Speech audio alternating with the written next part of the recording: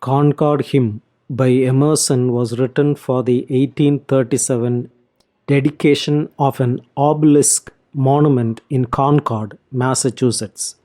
It commemorates the battles of Lexington and Concord, which sparked the American Revolutionary War. The poem was published in 1847. It is a tightly constructed poem of 16 lines, each stanzas of 4 lines or quatrains apiece, with 8 syllables to each line. The lines also end in alternating rhymes. The poem begins with the speaker informing us that farmers have gathered at a rude bridge. The word rude here means crude, corresponding to the bridge. The farmers have gathered in preparation for a battle that is coming. The farmers are standing next to the water's edge, holding a flag unfurled by April's breeze. The farmers are embattled yet ready to fight for the future. The final line of the first stanza, "and fired the shot heard around the world," is a now familiar phrase which reminds us that it was during this battle that the first shots of the battle for freedom were fired and the war began. In the second stanza, Emerson refers to the foe who silently slept for long. The foe refers to the British who had declared Massachusetts to be in a state of rebellion. The foe is sleeping unaware of the power of its colonies. The bridge, just like the men who fought, has been washed down by the river of time. The bridge is moving down the stream seawards.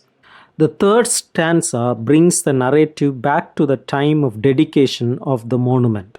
The statue sits on the green bank near the soft stream. This description provides a contrast to the flooded river in the first stanza. The votive stone or the monument is set today so that the people can remember the deeds of those who lived here. The memory of the Revolutionary War will last throughout the ages until our songs are gone. The last stanza states that it was the spirit which made the heroes to stand up, fight and die for their children, and leave them free.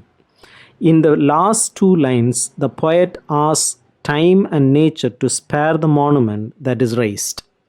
Throughout the poem, the poet discusses the effects of the passage of time.